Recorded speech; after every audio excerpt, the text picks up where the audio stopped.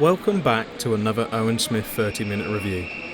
Owen will have 30 minutes to amuse himself with the Merlo E-Worker.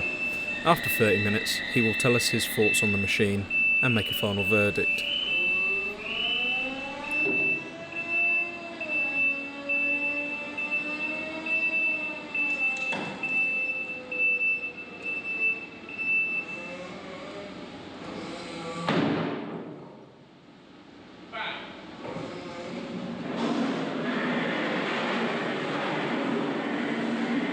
Hello and welcome back to Norfolkfords. Today you join us with the E-Worker from Merlo, and we are having another 30-minute review with Owen.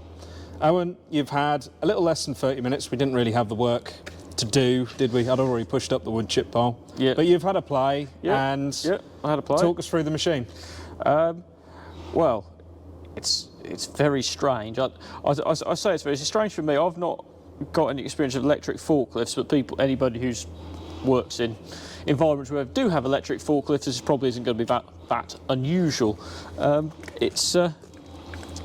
But for me, it's a very strange. The fact that it's sat there on and there's no engine noise is unnerving. It's alien, isn't it? And it makes all sorts of weird beeping noises, which. Well, it's very obvious when the hydraulics are doing anything, isn't it? You just hear the noise constant, don't you? Oh yeah, it's It's a completely bit different beast to the 3.5 tonner we had.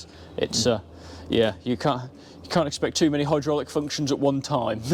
No, I found that as well. You can't drive and boom out and lift at the same time. It's just asking a little bit too much. Yeah, no, you got none of that. You got none of that power. It feels very solid. I suppose that's because it's all very low slung with a battery compartment, but it feels heavy. I know it's a 2.5 ton machine. I mean, at work we've got a 4-ton cat forklift, and this feels a lot heavier than that. So it's different, but yeah, it's a bit weird. That's the only thing I could think to describe it against, put it up against, really, is that cat. That's got significantly more lift on it, up to 7 metres. Obviously, only straight up, but it's strange. But have a look in the cab via the massive door, split door, quality. And we find ourselves in a small coffin. No, sorry, I mean we find ourselves in the cab. Let's just shut the door to really sell the illusion. There's not, in fact, to be honest, there isn't a lot going on in here at all. It's very plasticky. It's very basic. There's no. We've had with the Merlo, and certainly still with the New Holland, and any other modern teleport you expect to drive nowadays. You've got 500,000 different buttons doing 500,000 different features, half of which you are never ever going to use. This one, however, is lacking buttons. It is significantly lacking in the button department. Those of the if you got a Cadbury's chocolate button packet in your lunchbox, you have tripled the buttons. You do indeed. It is severely lacking in the button department. For those of you who like pressing them, prepare to be disappointed. No air conditioning either, but it does have a fan, so at least when you're warm, it's It's moving air. It's moving air. Air is recirculating, just how we like it. So for health and safety reasons, we keep the door open. And there's also, and I don't know, I didn't pay attention to whether the other one had this. There's also a handy little compass to tell you if you're upside down. Yeah, the other one had that, except it was where your elbow is. Ah, right. So I would actually argue, comparing this to a standard Merlo, that's probably a better placement of it. Yes, that is indeed true. You will be very well aware of when you're upside down. Showers. Continue. Sweet. So, what else have we got in here? As we said, not a lot of buttons. Doesn't seem to be a lot of features on it, but for a machine that doesn't have a lot of features, it does like beeping at you. In fact, at all times it is beeping at you for various reasons, some of which are obvious, some of which less so. But overall, cab, drivers over 6 foot, you're going to be pushing it a bit. I'm not massively tall, but I now currently have the seat in the fully backwards position, and it's still a little bit snug. So, visibility, weirdly for a machine this size, isn't very good. You can't see behind you because there's no mirror as you would usually expect to see on a telehandler. I may have not folded that out. Even then, mirror down the side. I mean, I know it's tiny, you can sort of look out of the side, but you'd like to see a lorry-style split mirror so you could actually see. So that's a bit of an unusual one that they haven't put that on.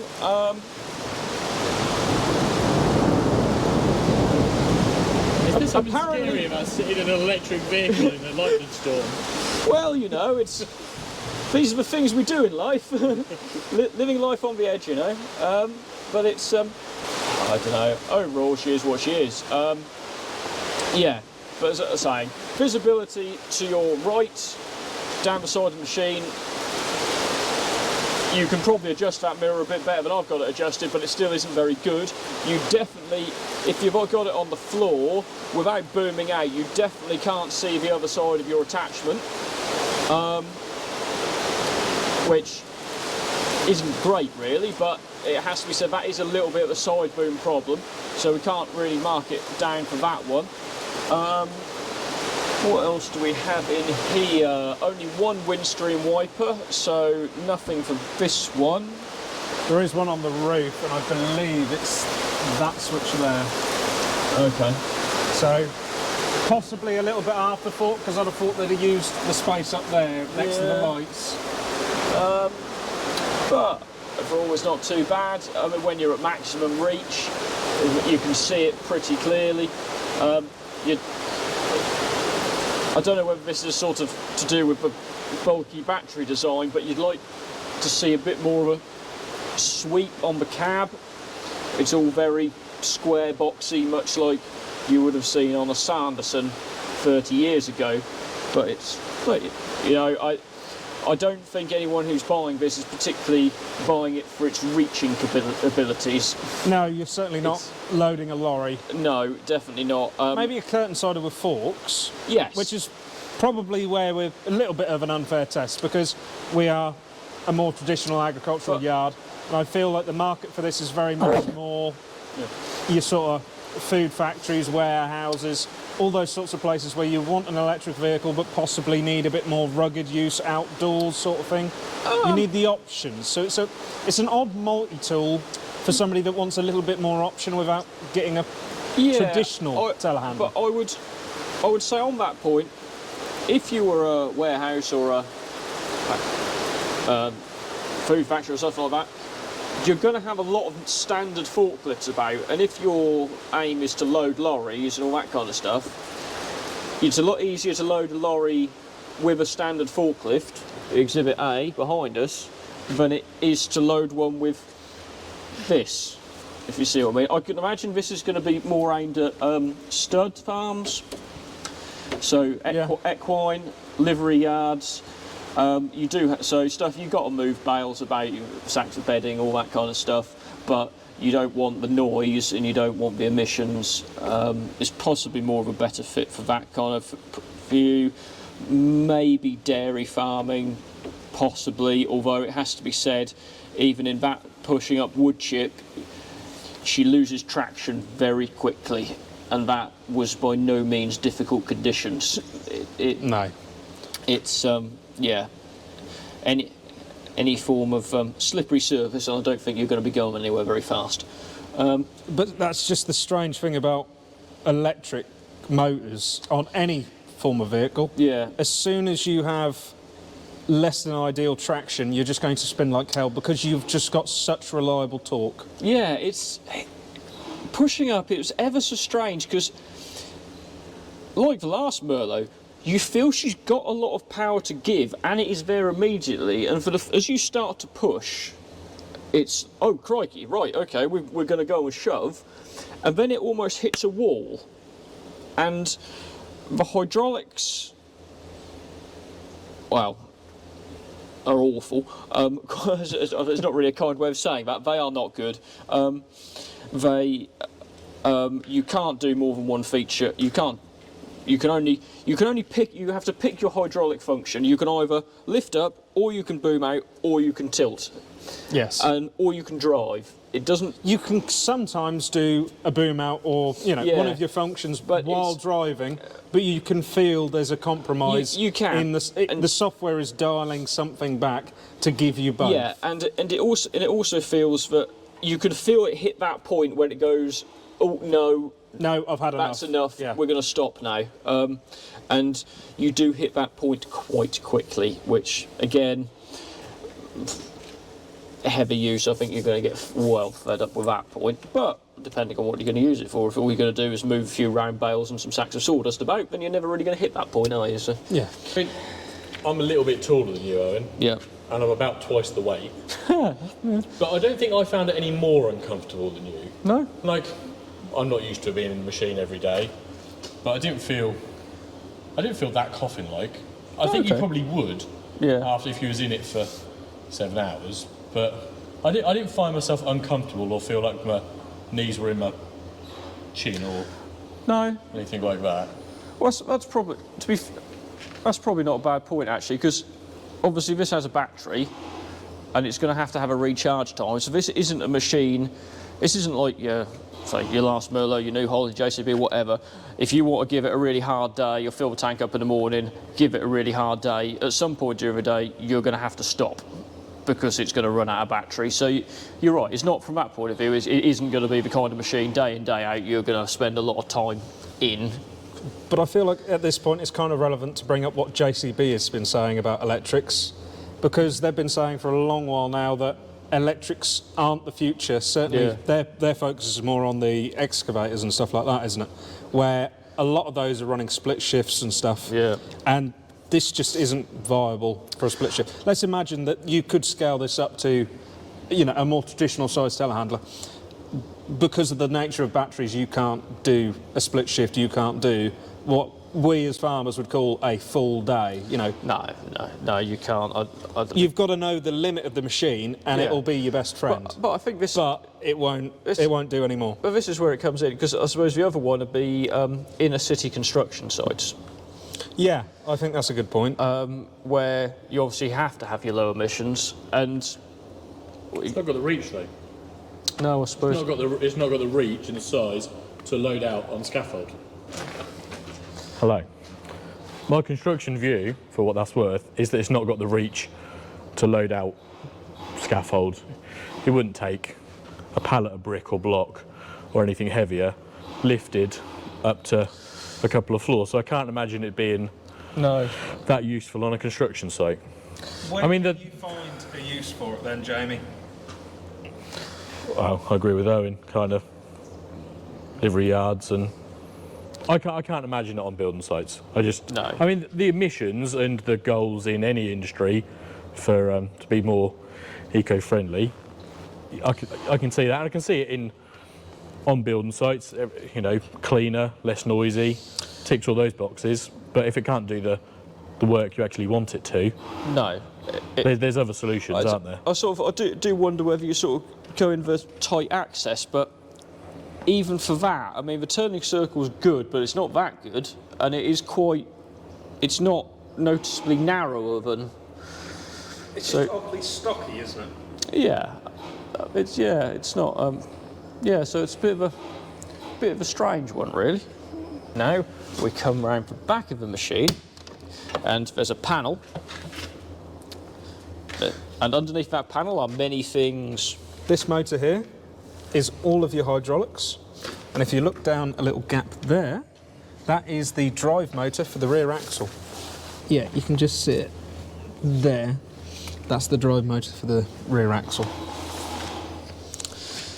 So there are 4 motors on this, to my understanding. There's 2 for the front wheels, 1 for the hydraulics and 1 for the rear axle. And I'm assuming they're all relatively the same size. One thing I didn't mention about the hydraulics is that while the lift and all that kind of stuff is powered by the motor, the lower is very much powered by gravity, and it's a very strange change between a very, frankly, sedate raise to a, frankly, terrifyingly fast crash to the floor. Have you ever been to Alton Towers? Yeah. It's like that. It's a bit of a...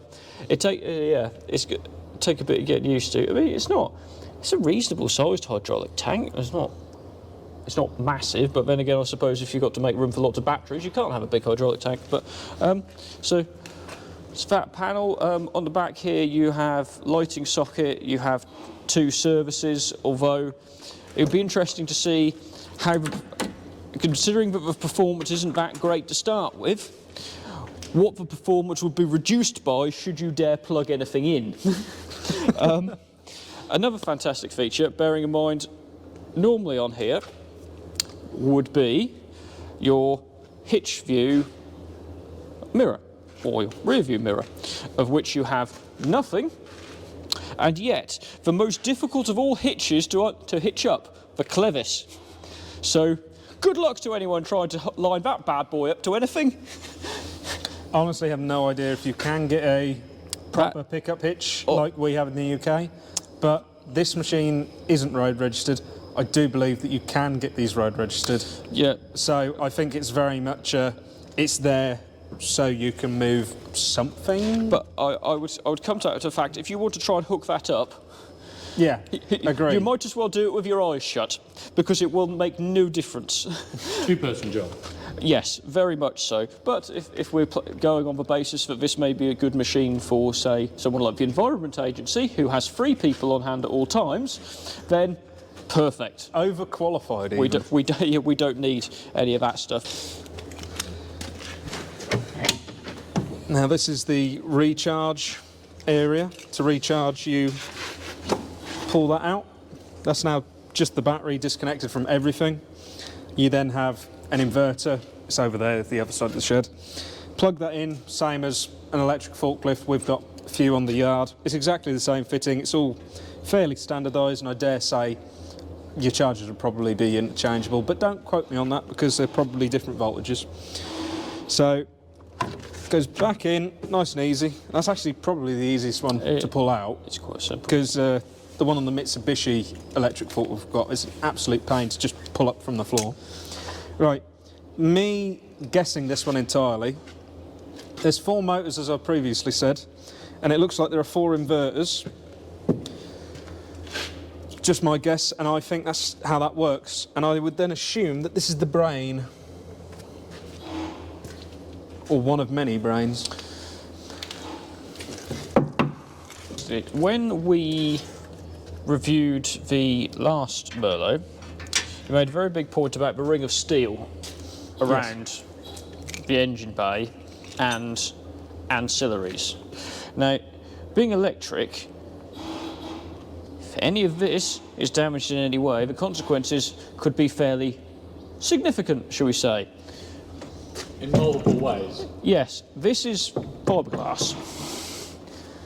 So, or plastic. So what you're saying is if a builder thought this would be perfect for his building site and he dropped a brick through the bonnet... Yeah, goodbye very expensive ECU. No, not the, yeah, this is very much not the kind of machine that you're going to be servicing yourself. It's if it goes wrong, it's going to be a very quick call to the dealership, and as such, I would expect warranty to be quite good. I would hope so. Or you would certainly like to hope so. I would just sort of move on from that slightly, if we may. Look at the tyres. Now, here's one I made earlier. It says it's a 4-wheel drive. We haven't put it in a muddy field, obviously. We're not going to put it in a muddy field. maybe Mr. Eaves could at some point and prove me wrong. Subscribe for more. I would sort of, I wouldn't want to, but the ground clearance is about, well, I suspect there's Ferraris with more ground clearance, so you're not going to be going through many ruts with it. So I would go so far as to suggest it might actually just be on the wrong tyres for what you're going to want to do with it. Probably Yeah. There's room in this arch, I would argue, but I'm not convinced the front ones have got any more to No, give. it's more the fact that this is very much an agricultural tyre. That is a ag tyre. Yeah. Good old cleats. Whereas I can't see that anyone's going to buy this is going to need that level of grip. I'd said this needs to be on a crossover tyre at best, road tyre, not forklift slicks tyres, but more that Like a concrete tyre. Yeah, more that kind of thing, because you're just going to wear those out for no real good reason. So come forward again, just the single mirror on here, just about does come within the line of the machine. Again, would be better if that was a lorry mirror so you could actually see something. Lights do light things. Same strong headstock on it. I wouldn't have any trouble with that. That I looks. think it's actually slightly smaller. It will be. It's a 2.5 tonner rather than a 3.5. Yeah. But it's that same design. It doesn't look flimsy, shall we say? Yeah, it's the same and there's 3-point hitch, Yeah, which they craze about. yeah, and it's Somewhat good. Yeah, I say it looks fine. I mean, it's one of my great bugbears with telehandlers is why can they not come up with a standard hitch? Why does everybody have to have their own one? Because they want you to buy their attachment. Yes, they do. Yes. But it's annoying. But anyway, yeah, it looks fine. It's quite a nice idea actually. That obviously on here you've got the smaller headstock. But the muck fork can clearly also go on a bigger machine as it's got the wider brackets, that's quite a nice feature. Oh, that's quite nice actually. I've got some nice metal tie wrap on here to avoid a bit of chafage. That's quite good. I quite like that. This is actually pretty good to show off on the other Merlo that we reviewed as well. This is a screw-on, and then it's a hydraulic fit. I don't really want to take that off right now because it might be pressured, but yeah, that's throughout the Merlo range. You have that screw-on, yeah, and then you pull it off like a traditional nice. SCV. Yeah, that's quite. I nice like that as an idea. Yeah, that's a lot better than your traditional flat-face couplings anyway, which are. I detest Awful. flat face. They are awful. They are awful things. Get the tiniest bit of grit, write them off. So, yeah, do you want to mention how much it costs? Yeah, I better come back into frame for this one. We're about to tell you how much the machine costs. We suggest you sit down. So, how much for the milk float? The milk float, and I'll be honest, we've only done, this is now our third review in this style, and I've tried keeping prices out of it. I know it's only the third, but I like the idea of not including prices because prices can very much sway a product review. But when you consider that this is worth £80,000, this is quite a commitment for £80,000 because I would say the phrase jack of all trades and master of none is completely plastered all over this truck. I do not discredit it for what they've tried to do, what Merlo have tried to do as an electric vehicle, but it masters nothing, but it is completely capable. I would say it's got enough power to push up my wood chip. Would I want this to do my wood chip pushing up? And bearing in mind I do that daily, I'm not convinced I would want to do this daily. I have currently got this borrowed to load trailers. We're about to start daffodil lifting, and it will load trailers. That's as high a praise as I can give it. It's just about tall enough. It's just about capable enough with this size bucket to get a bucket full of soil up to that height of the trailer. But it's a compromise. The best word for this is compromise. If you are a big enough company to have audits breathing down your neck saying that you've got to meet with X, Y, and Z emission standards, you probably need one of these in your fleet, and you will probably only use it when nothing else is available.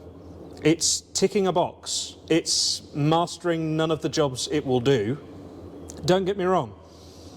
If we was to have one of these on site, I guarantee you we would use it. We've got a lot of tight sheds which are, you know, I say old, they're probably 80s, you know, we've got glass houses which are incredibly low.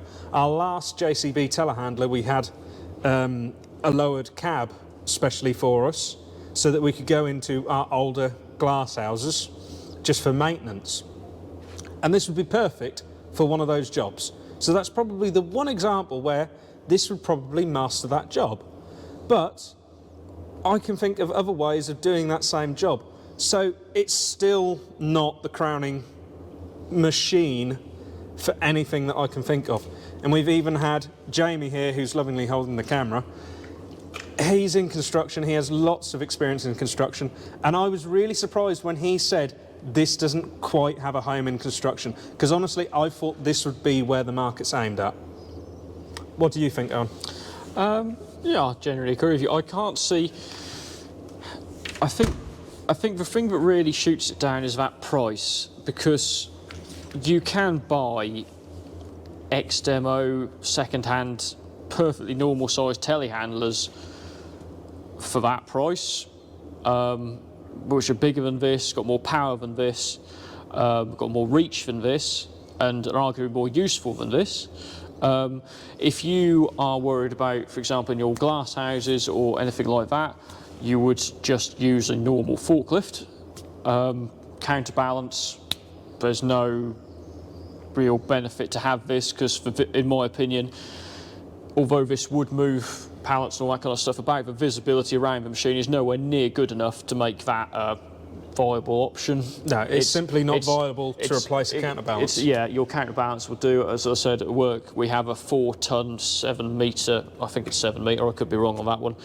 It's a very big one. Machine, and it's a lot more.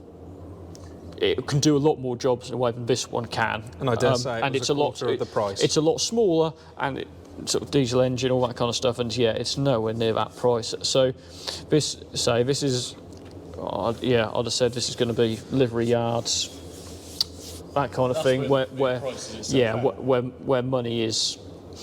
I don't know. I don't think they're aiming it at the sort of our local level of livery yard. I think we're talking about stud level, Newmarket, that kind of places where looking good and being green are quite important. Then this is a perfectly capable machine. Yeah, it's difficult to. You can see why it's that expensive, because obviously it has a sock and grade battery pack in it. There's a lot of machine. No doubt there's been a lot of investment to get us to this stage as well. So you can see, you can to a certain extent see where the money's gone, but in the sort of. How long does the battery last? I've been told it should do a full day. If I was to work this a full day, it should do me 8 hours, I think I was told. I could be wrong. I will When did you start going part-time? I'd say that's a reasonable day. You know, an 8-hour shift in this. Yeah. Reasonable. Yeah. You know, if you need to do more than that, but this is automatically out of that. It'd be interesting though whether that will do 8 hours of heavy work or whether that'll do 8 hours of moving pallets around. I don't know. I'm just trying to quote the brochure off the top of my head. I could be wrong. If you were loading soil for 8 hours and gave that a really good kicking, I suspect that battery may only last about 5. Probably. So, but without trying it, you don't know, do you? To ask possibly a stupid question, is there any way to utilise the power that you're carrying around all day for other uses? Not that I'm aware of. I don't know. If you'd driven this out because you were in the greenhouse and you've got a massive portable battery, can you run any plant off of it in any way? It's not got like an outlet like you see on some modern electric SUVs. I haven't seen one.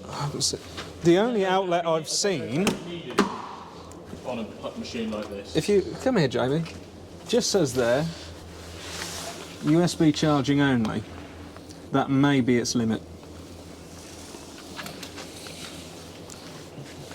Because I haven't seen a socket. but I dare say there are clever people out there who have utilised these batteries. Like I said, that is a universal fitting for that battery that I unplugged earlier. I'm sure there are people out there that have been clever enough to buy a plug off eBay and plug it into something. But I don't know if that's a proper on the market thing. No. Charge your Tesla. Yeah. Yeah. So yeah, it's a bit of a weird one, really. I don't think it's a bad machine at all. I think for what it is, it's quite a good machine. But I slightly, again, much with the New Holland, it's a bit puzzling as to where it sits in the telehandler market. I certainly don't think on your average UK farm there's going to be any need or any place for that. But again, with emissions regulations, all that kind of stuff has changes over the years. People are going to look at electric is going to be one option. Yeah. It's going to be available, and that isn't a bad machine at all, really. I mean, for its size, it's not bad. I say hydraulics could definitely be better, and the visibility could definitely be better. But apart from that, the build quality is quite good. Yeah, it's just it's got all the markings of Merlot's quality. Yeah, you can't take that away. No, and like I said, so far it has done exactly what we've asked. Exactly. It's not strained itself. It's not pushed itself. It's, it's chugged along. It's done its job. No, but is it the right machine for everyone? Absolutely not. No, and there are people out there that will find this and it will be perfect for what they need. But I suspect a large motivator for that will be they need a tick box in an audit. Yeah, I should imagine so. But say for £80,000, I can't imagine Benny Hill's going to be running about on one of these. No, that'll age the audience. Yeah.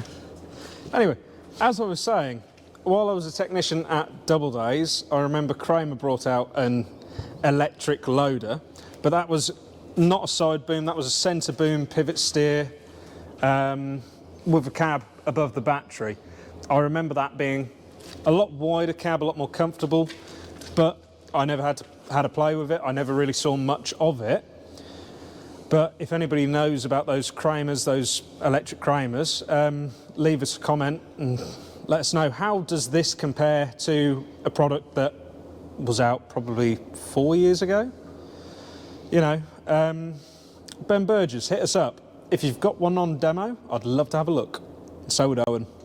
Yes, because actually now you've mentioned a pivot steer. I think a pivot steer, one of those, now that I think has got potential, because that could be a rival to a counterbalance forklift. Because a pivot steer extendable boom, yeah, I think, now we're talking. Now we're talking for this application. I mean, a pivot steer, we've got one at work and we're going to get another one, but they are a bit of an acquired taste and a bit of an acquired thing to drive if you haven't driven one before. However, for this kind of size and these kind of applications, I think it might have the edge on that one. Definitely. But, There you go then. Subscribe for more.